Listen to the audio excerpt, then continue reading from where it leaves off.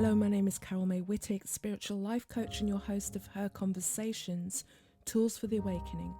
Her is an acronym for Higher Energetic Resonance. This is the optimal state to embody in order to attract our highest desires. What is the awakening? This is the moment in time when humanity rises up out of the darkness. Who is awakening? Each one of us present on earth today, reclaiming our sovereignty, seeking greater possibilities in our reality and looking for solutions. We know being awakened is not a lofty ideal, but a necessity. If we can transform ourselves, we can change the world. Guests on Her Conversations will speak to your spirituality, sensuality, and soul. Listen to their stories and hear how they are in service to the world. Let their words in these conversations embolden and inspire you. And before we go into the episode, I just want to share with you some ways that I can support you. First, you can listen to the sister podcast, Her Inspirations, where each week I will delve into a different aspect of our own spiritual and awakening journey. And then if you join the mailing list, you'll receive emails with additional teaching points so that you can explore deeper on your own personal inquiries. And now, thinking about your voice, if you're someone that has always wanted to be heard in the world, and whether that means that you're launching your own podcast, you want to be seen on social media, or you're stepping into public speaking, or just generally showing up in your life, take a look at Your Awakened Voice. This is the course that uses my holistic approach that acknowledges the intricate connection between your physical body, your mind, and your spirit. This course will empower you to discover and develop your voice.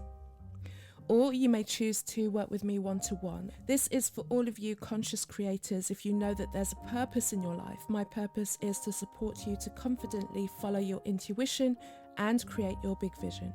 The link to all of these in the show notes below. My guest this week is Krishna Avalon, a subconscious transformation guide, transformational business coach, and trained Psych-K Facilitator. Krishna has coached over 22,000 clients through a simple and unique process of transforming the subconscious mind for life, business, relationships, and wellness. During our conversation, Krishna shares about helping people make changes that they have not been able to make through talk therapy or other styles of coaching because they only work with the conscious mind, and how her specific kind of coaching helps people expand their subconscious beliefs from what is limiting or self-sabotaging to then feeling empowered as the creators of their lives. So as always, I begin by asking my guest, Her is an acronym for Higher Energetic Resonance. When do you feel that higher energetic resonance? I definitely feel it when I'm in nature, off my phone, away from people and technology, in the quiet, in the stillness of my own energy and the reflection of more than enough. Perfect. Thank you. And Krishna, before we go deeply into our conversation, I just want to give you an opportunity to share a little bit about your story, your background, and what gives you or led you to the work that you're doing today. Yeah, let's see how concise I can be about this. Well, I would say that acupuncture was my first love in this life. I found that when I was maybe 24 years old, and very happily, successfully, in a very inspired way, had a beautiful career as an acupuncturist for about 17, 18 years. But at that time, I was starting to have the feelings of like, I want to grow more, I want to evolve, I want to learn. And so like so many of us, when pandemic hit, I needed to figure out how to restructure my business and provide for my family and myself. And I had been hearing about the subconscious mind through different books and podcasts. And when I started learning about it, I became a bit obsessed because, the subconscious mind creates 97% of our reality, right? So those programs, habits, behaviors, beliefs, if you are not working with those, it's very, very hard to make change. And there's been so much in my life where I didn't understand why things were so much more of a struggle for me than they were for other people. And it's because my own beliefs were very contracted about what I deserved and what I was worth and how much I could trust myself and have clear boundaries and clarity that I deserved all that. I didn't have to give all my energy away to receive love and acceptance. So when the pandemic hit and I had to shut my clinic for 9 weeks, I was like, I wonder if that woman is teaching Psych-K classes, which is the process that I was trained in to work with the subconscious mind.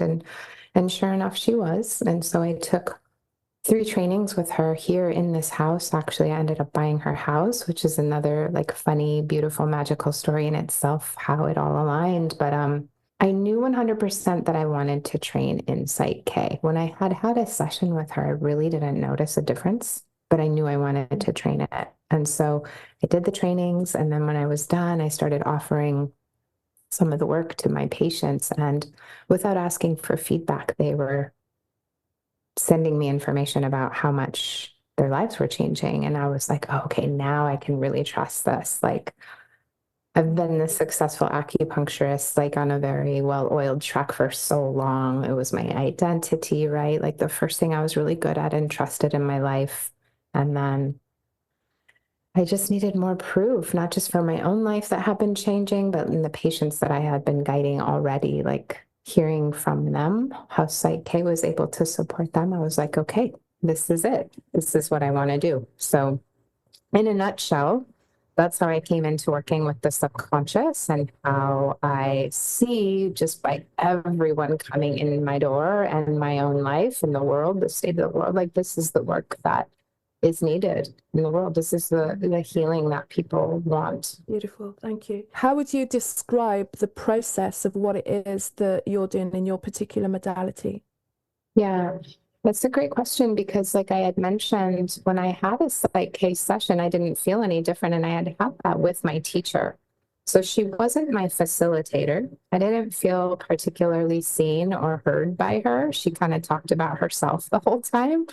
And I think that it's very important to have somebody that sees and hears you and holds a safe space and has some intuition about how to guide you to your goal. My intuition is definitely one of my strengths. And in the work of Psych-K, when you have somebody that sees and hears you and is intuitive, you will be more easily guided, right, to your goal and maybe your best balances. In Psych-K, we do balances. So Psych-K stands for psychology kinesiology.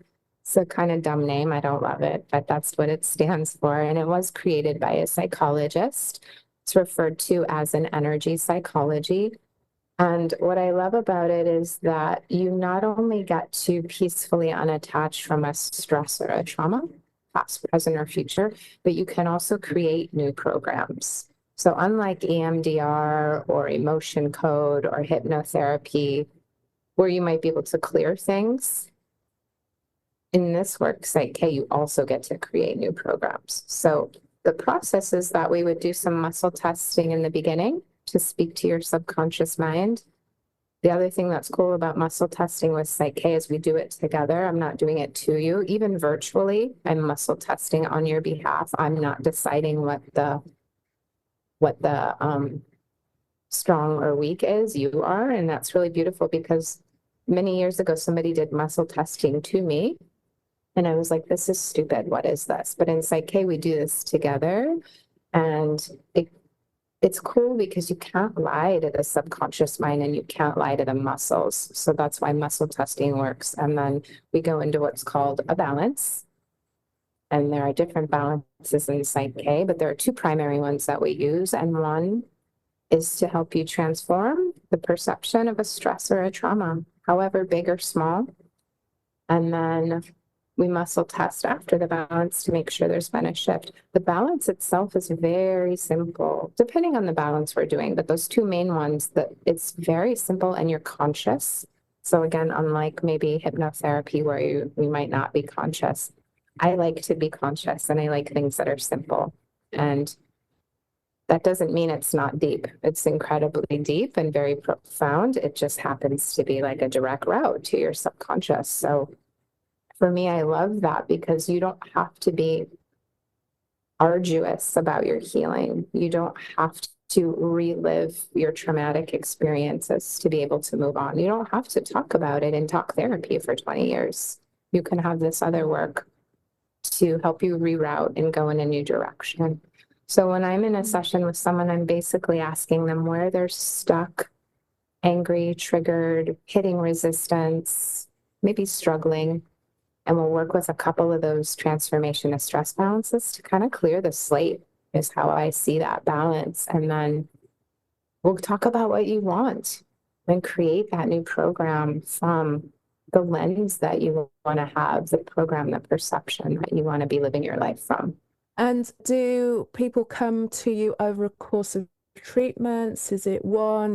How does it work in terms of the process for someone who comes to you that wants to shift? I think some people just have heard me on a podcast or have heard about Psych-K and they just sign up for 10 sessions and that's great. Or they sign up for 3 and that's great. You can just do 1 and explore, like, what is this like? Do I notice some shifts? And that's great too.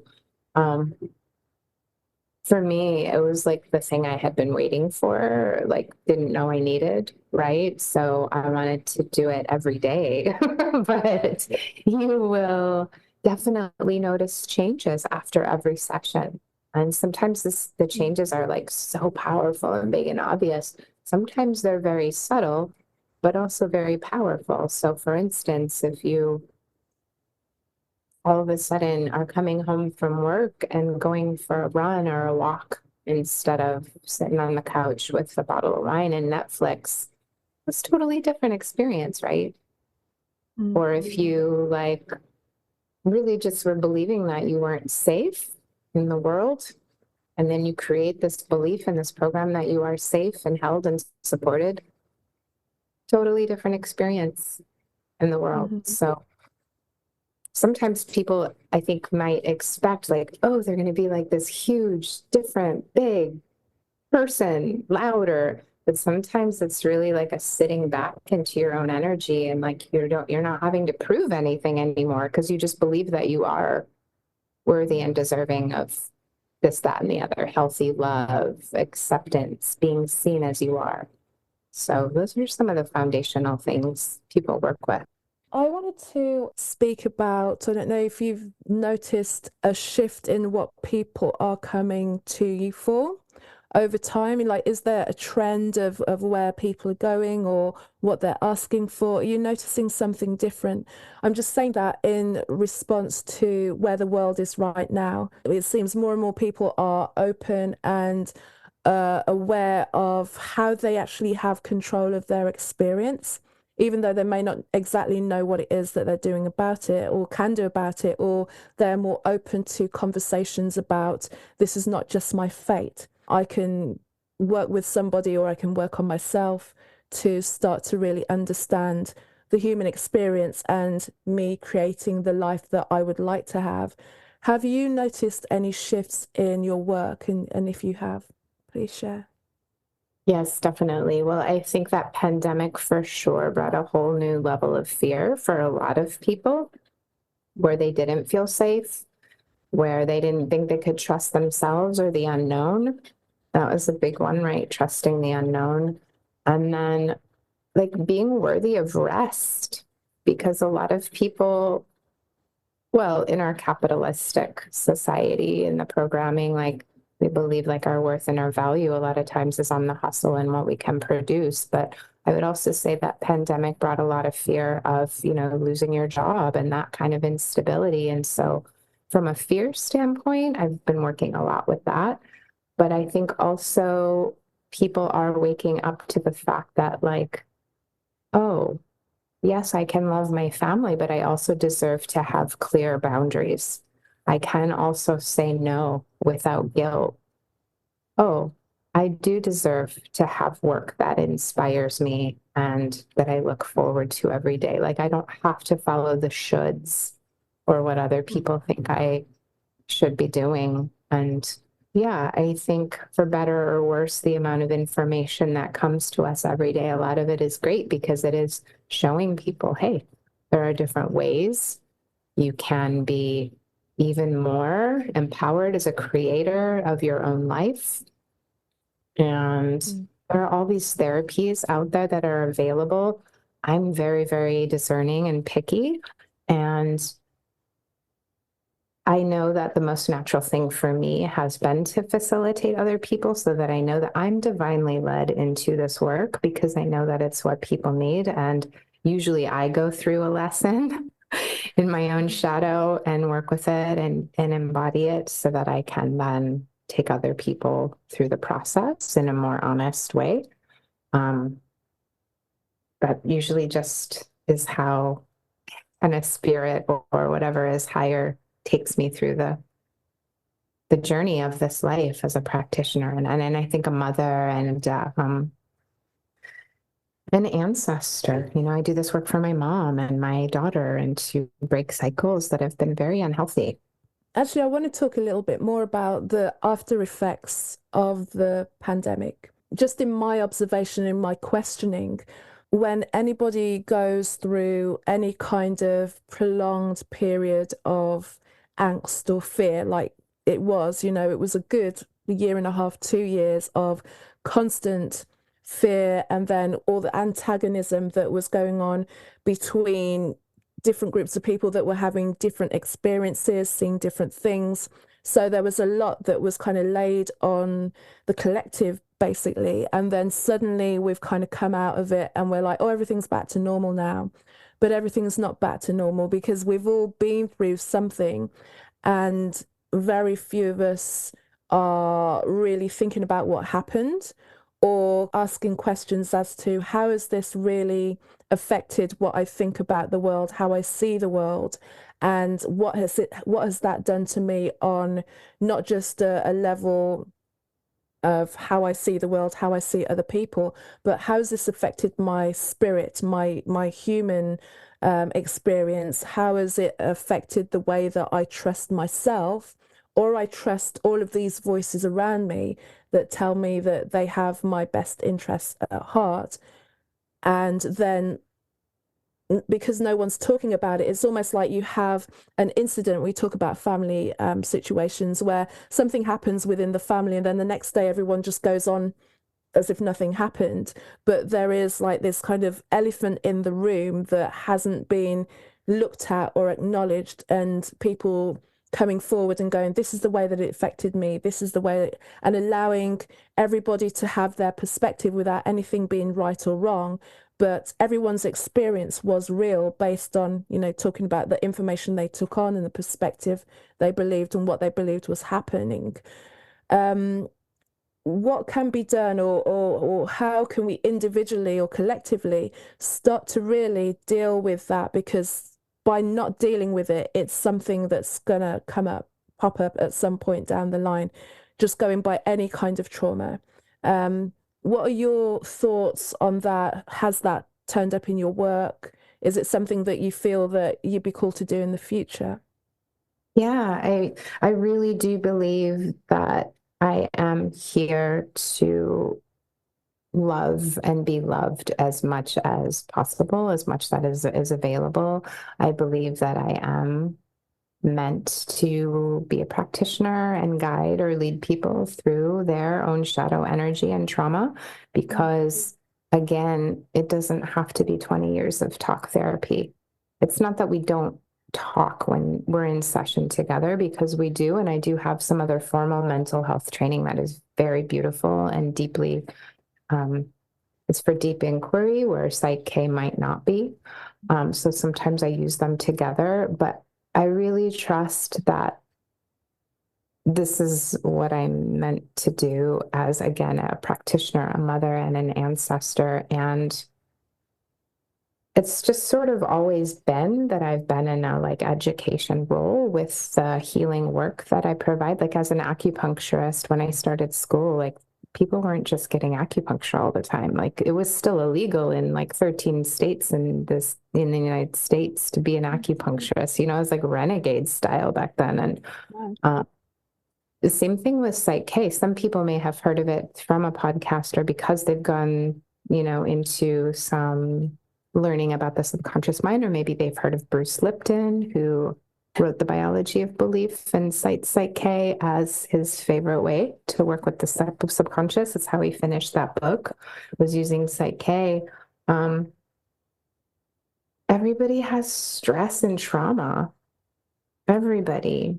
And this is like when the people come to me, because I have a pretty vast skill set at this point, but when people come to me, I'll often just be like, this is the best way I can help you. Let's transform some of that stress. Let's help you go in a new direction. And it doesn't have to be your biggest, deepest, darkest trauma, but it can be. It could also be like something really annoying that your neighbor said that you just can't stop thinking about. It's like whatever's taking up the most of your headspace, it's taking up a lot of your energy. And that's related to something. So to your point of like, if we go on and try not to deal with things or look at them and we stuff it away, yes, it will absolutely come out, probably in an inopportune way. And it'll be like a window for like all the other times where you felt invalidated or were grieving or were dismissed or triggered in some way. It's sort of like the frequency gets reactivated, whether it's a feeling, a thought, a body sensation, and then it just comes flooding, right? That's how people have panic attacks. And I work with the nervous system a lot in my work as well. And yeah, you have to be able to clear it from your body. You can't just process it with your conscious mind. You can, and talk therapy for a lot of people is very helpful, definitely saves lives, but you have to be able to clear it from your body. And working with the subconscious, from what I've found, is really the medicine. Like people will do a few sessions with me, and even their therapist of 10, 15, 20 years is like, oh my God, who are you? Like you would normally be so angry in this situation, or people's family members or spouses. They're like, whoa, you're different. Because you've gone in a new direction and you've created the belief like, I can remain present with other people and stay connected to my own energy. Like think about how people are so empathic and they just lose themselves in the like other people's energy or trying to connect or the overwhelm with scrolling. And so then what? Then you either numb, maybe take some prescriptions so you feel less, or you can just do things like this that are like creating healthy, safe boundaries, staying in your energy, being able to choose what's best for your mind, body, and spirit.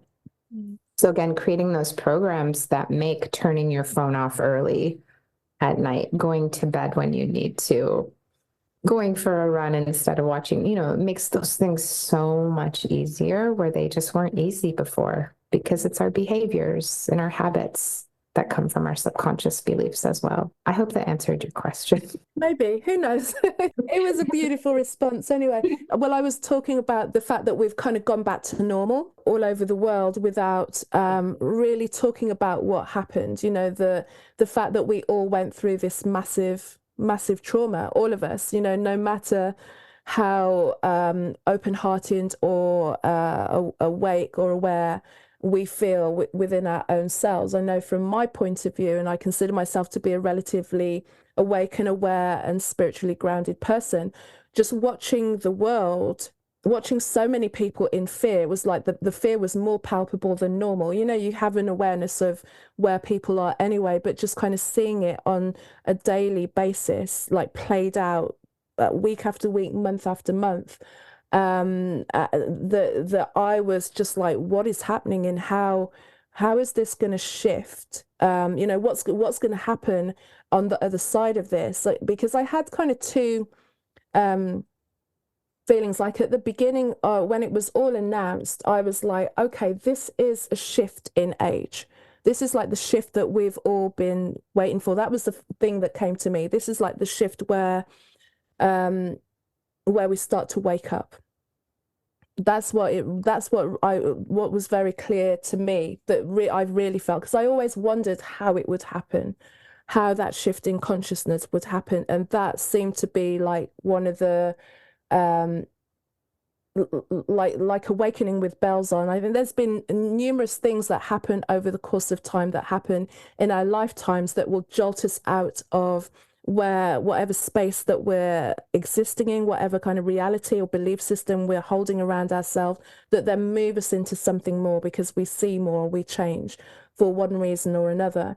And for me, that was a real shift, because it really changed a lot of people's view of the world that they live in, even people who wouldn't consider themselves to be spiritually minded as such, opened up and started to see the world in a completely different way.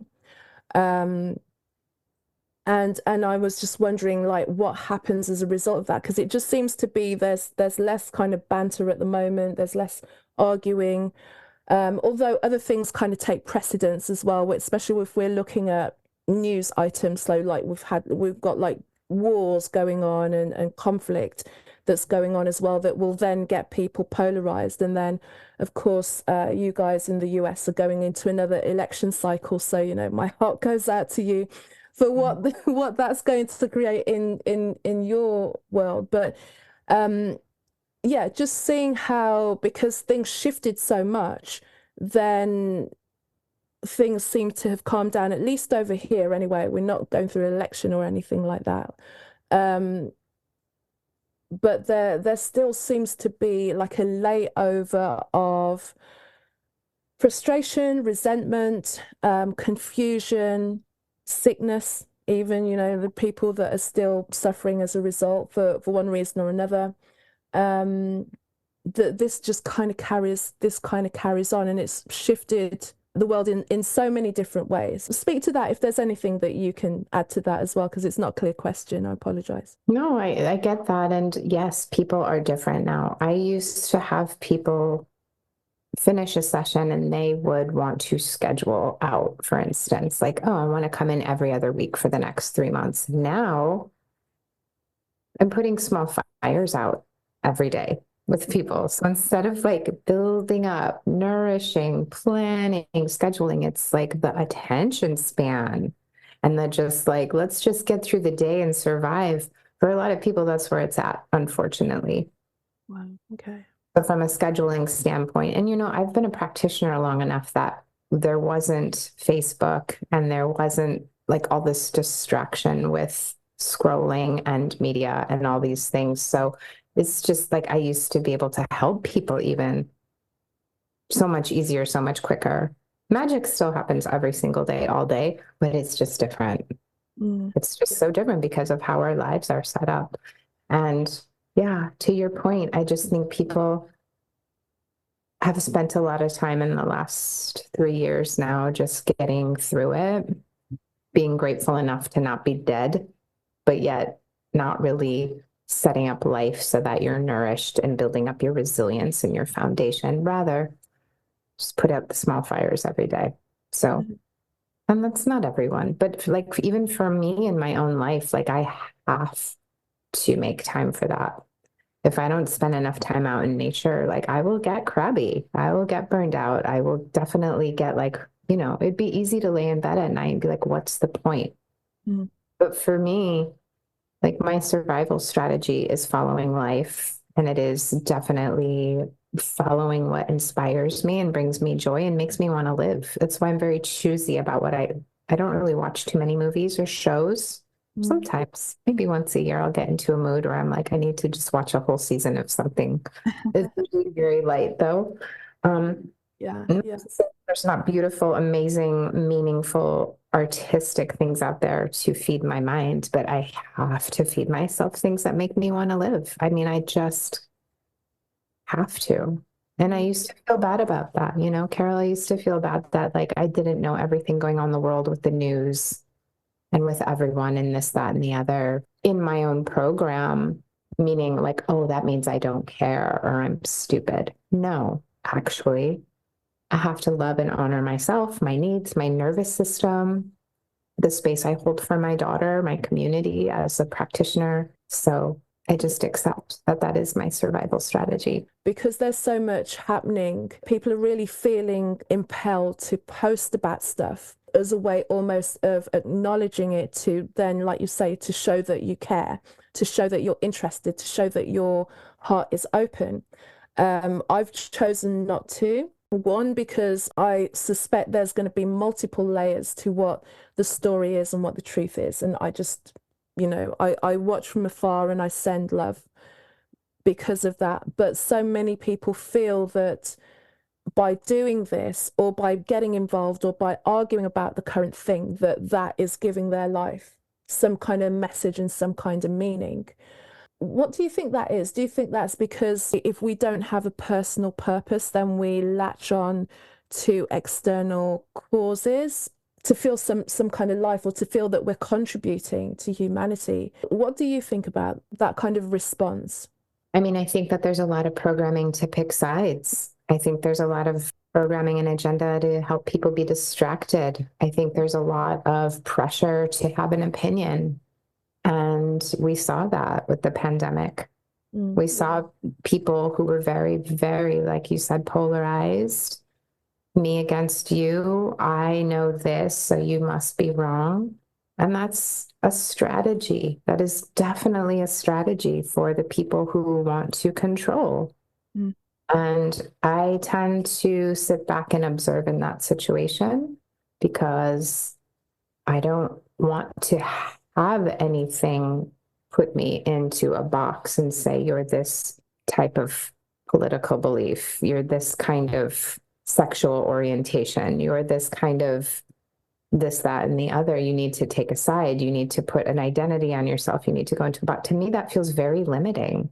Right. And while I might have opinions and beliefs and preferences, like I also feel very called to listen to my own intuition. And if something hasn't been around for very long and I don't know what's going to happen in a year, like I'm probably not just going to jump on a bandwagon. And when I see people fighting with each other and on different sides, I'm probably going to withdraw from that as well. I know better. I know how draining that is to a person's energy. I know how, for me, that's giving my power away. That's how I see it. That's how I saw the pandemic for people who were sick, who were living in fear, who were not recovering well from certain physical, emotional, mental conditions. And as a spiritual being, I just like, it's so much more than this moment. And I just take a look at who's creating these scenarios, who's benefiting. What is the remedy? Like, what's the anecdote? What's the medicine? And I try to be that. And as you were saying, I mean, I'm all for that as well. I especially seeing how the race narrative always gets pumped up, or like constantly gets pumped up and keeps people so wounded, but so polarized and but so triggered as well. The solutions for that have not created solutions. The ideas that we'll do this and we'll come together never comes, and it just seems to be going so far away from spirit, as it were. Like the ideal of us coming together, it's something that I've never been able to understand, really, considering, I'm front and center the one that should have a problem with the way that things are. It's always been something that I've never been able to like fully go along with it. And for a period of time when I chose to try and educate myself, we talk about reading, getting involved, reading, watching the right things, having a side and everything. For the few times that I thought, let me get involved in this, it just brought up an anger in me, but it wasn't an anger about anything. It was just, it felt like I should be angry about something, and then started to look for reasons why I should be angry all the time. And it made no sense. And until I pulled back and went, hang on a minute, this is as much a story as anything else, because we're not born with those things. And there is always a tale that's being told that will perpetuate this division within us. Like this is probably the longest standing one, putting races against each other is the longest standing way of division that just continues. But then as time goes on, we just find a way to keep slicing the pie smaller and smaller, just to keep everyone still distracted from where we could and where we should go. Exactly.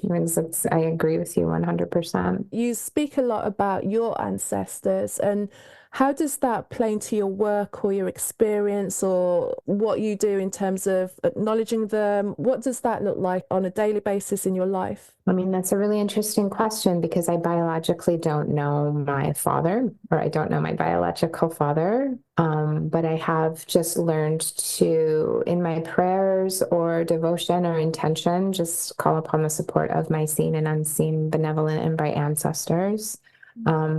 My grandparents and my mom's family are all very white Catholic people.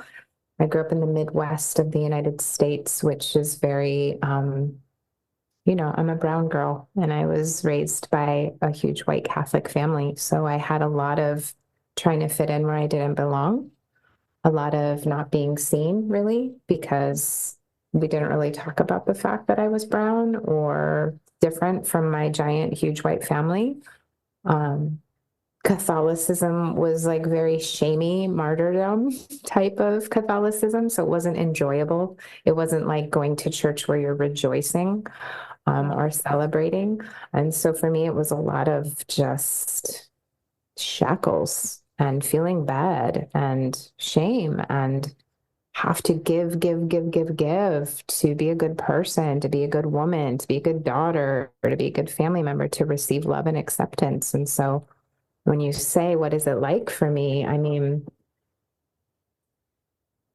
ancestry is pretty complicated for most people, but I still I love my grandparents. And I just on Christmas Day, I had beautiful Christmases growing up with that huge white Catholic family. And so I still, I'll pour my grandfather some whiskey and I make my grandma some coffee and I put it on the altar with some desserts and just thank them for my life. And I feel them as soon as I speak to them or just try to. And it's so beautiful. But I also know there's just so much suffering and limitation and racism. My grandfather, he was actually super racist. He was always so loving to me. I never felt that from him, but just stories of my mom. He didn't know any better. He literally just didn't know any better. That's how his parents were. And so for me, I just feel very clearly that I'm here to break those cycles and be a different kind of ancestor and bring healing to my lineage. So it's not even any more than elaborate than that, but that's a pretty big deal, just doing those things for anybody who wants to strengthen that connection to their ancestors, even if it's not anyone specific, like it would be with, my father's lineage. I still do feel like a connection to his maternal line. Like I feel the women in my Filipino ancestry. Thank you. Thank you for that. It was just a question, wondering. Um, so where do you envisage your work going in the future, or how do you want to deepen what it is that you're bringing forward? And are you seeing areas that are opening up through the experience that you're having with your clients, that you can see, okay, this is where people are going, this is what's going to be necessary for me to do 6 months, a year, 5 years down the line, because of where we are hopefully evolving to. Mm-hmm. I believe in my work 100%. So the Psych-K, along with, I've just finished some training in what's called internal family systems. It's IFS, and it is a formal mental health training. And for anybody who knows what that is, they're like, oh my God, yes, IFS has changed my life. It is a very beautiful way of inquiring within yourself the parts of you that have been created to protect your exiled, wounded, abandoned parts. So we have these protective parts, and then we have our exiled parts, but then we all have a capital S self. And so the goal is to get your parts in relationship with yourself, like you're curious, open, compassionate, courageous, wise. That's your capital S self. And as your parts get to know you and realize that they're not alone, they can come out of their places that they're stuck in the past and go into less extreme roles, trying to rule your life, whether it's a super tight neck all the time, trying to rule the world with your mind and figure things out, or whether it's a part of you that's just so deeply hurt and wounded So getting these parts in relationship with yourself so that they can blend, they can unburden, and you can in your life be more self-led, but also be more embodied by knowing these other parts of yourself. It's so beautiful, and it's non-pathologizing, and it's not diagnosing, and I'm not prescribing prescriptions. It's like just deeply inquisitive, loving, compassionate. And then I might also do some Psych-K to transform some stress around a part or create a new program for self or for the parts. No, I don't know anybody else doing that, but I also know that like it's magical. The things that are happening in my own life and then the people that I get to work with, it's magical. I feel like if the right person or two found out about it, I would be booked out for years and years. It's that kind of thing. But right now, I've just been doing all this training and being like, okay, well, I'm ready for the floodgates need to open. Because you know, how many people do you know that are like looking for a therapist? They're all booked out, or they're incredibly expensive, or it's not even as helpful as people want it to be. Again, you're working with conscious mind only. Like therapists don't have all these other skills that I've been blessed and privileged to train in. So I'm ready for those doors to open. But at the moment, I'm just talking on podcasts and working with the people who are finding me here in my community, which is definitely beautiful. Yeah. Yeah. It's Well, the work I feel the world needs, and I feel very confident saying that because I'm a practitioner and I have been for so long. So mm, mm. It's beautiful what you're bringing in, and the layers of the different modalities, and you having that mix at your fingertips to then, you know, move here or move there, or depending on who's in front of you and who's come to you. I wanted to ask you, and you kind of hinted at it, but you didn't elaborate. So I'm going to ask again. What has been probably the most surprising thing to you in the work that you've done, either from what you've learned or transformations or a combination of those, that has given you like, you know, like even more impetus to go forward and to really know that this is the work that you're called to do? I tend to be very drawn to things that are simple, and have really learned what's surprising for me is to even deepen in my understanding that simple is very deep and it's elegant and it's not boring. It doesn't have to be arduous and it doesn't have to be painfully difficult. A lot of people have the belief like, oh, if it's so hard, then I've deserved to feel peaceful or happy or whatever it is. And it's surprising to me that um, that's really so many people. And it doesn't have to be that way. Like even for me, Carol, even for me, I was very familiar with struggle and with conflict. That's what my nervous system understood. And so we will choose things over and over that are familiar for our sense of safety. That's what happens. That's what the subconscious and the nervous systems, that's what their jobs are to seek out what's familiar so that you feel safe. That doesn't mean it's good for you or what you want. And so for me, it has been surprising just how easily I now can let things go and people go and situations go that don't align, that before used to have me spinning out. Like, what's wrong with me? Why did I mess that up? It's really like, it's easier now to just love and accept myself. I don't have all this to prove anymore.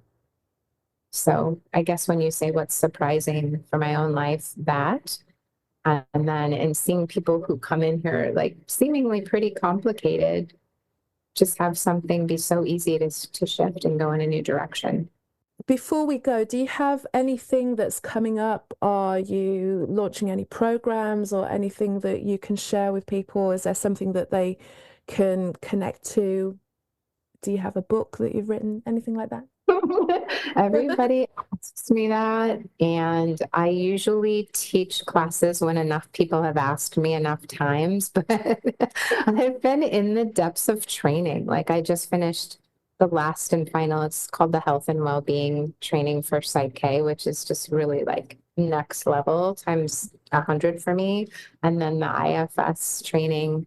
So I've been really been in that, and I've been in mothering, and I've been in just trying to have my rituals and practices for my own self. And again, I have to be in nature. I have a dog.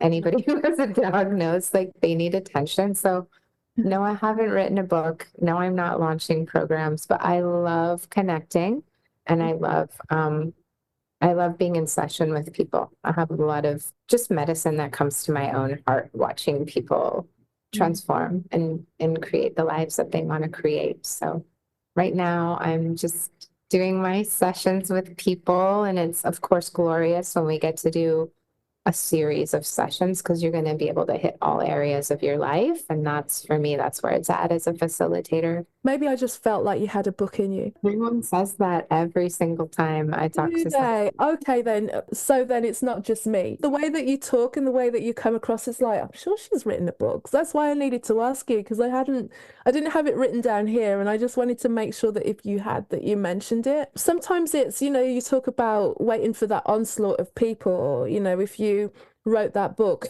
you'd have the onslaught of people because then you wouldn't have to do as many podcasts then, I suppose, I mean, that's good feedback because I hear from other people who've written books like, yeah, you don't really write books to make money. Yeah, yeah. I think the days of writing books for money are gone, really, unless you know someone who can like kind of wingle it up the New York seller book or anything like that. It's just a way of people learning more deeply what you're about and your perspective, and it just brings people into your world. And also for yourself, I mean, I'm talking now from personal experience of writing. It's just a way of kind of seeing your life in order, but also the order of your life as well. And that's what I'm really noticing as I'm putting my story down and all the things that I'm bringing into that book is it really is making sense of everything.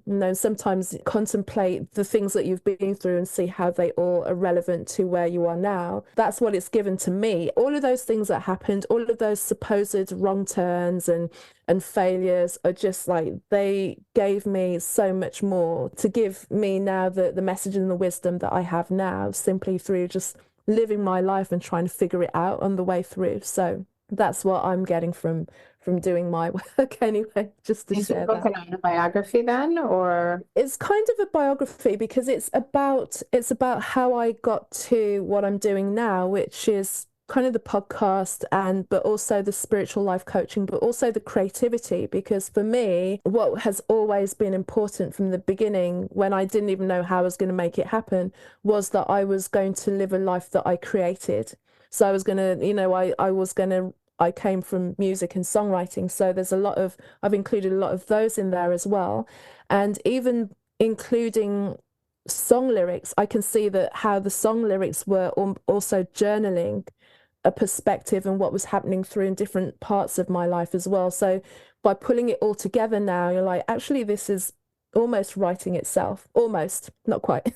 Otherwise it would be perfect, but this is the bit of just pulling it together where it really all just makes sense. Even things that I didn't even know what I was doing at the beginning that was kind of setting me off on a trajectory of something that may or may not have worked, brought in so much now that I would be less without that experience. So it's a biography, but also it aligns with the coaching that I do, because it's kind of what I then offer to clients is the coaching that I went through in my own life as well, my own life's journey, and also the meandering through all of the different modalities that I've been interested in over the years, and seeing the commonality with those and then bringing them into what it is that I am and the way that I see the world now. So it's kind of many different things. There'll be a way to kind of include the reader there as well as a workbook. So it's double fold as well. So yeah. Beautiful. So where can people find you, Krishna? I mean, certainly you can just reach out through my website. It does have everything that you might want to know for now to get started. The subconscious, why the subconscious is important, the subconscious compared to the conscious mind. There are some practices on the resource page as well, just free somatic practices, as well as breathwork practices, just to kind of get a sense of me and how I work, but also just for your own self, like to clear your energy, to feel more protected, to feel more in. You don't have to go out in the world with a shield and an armor to be protected. You can just come back into your own energy, right? I teach that kind of stuff all day long with people. Mm.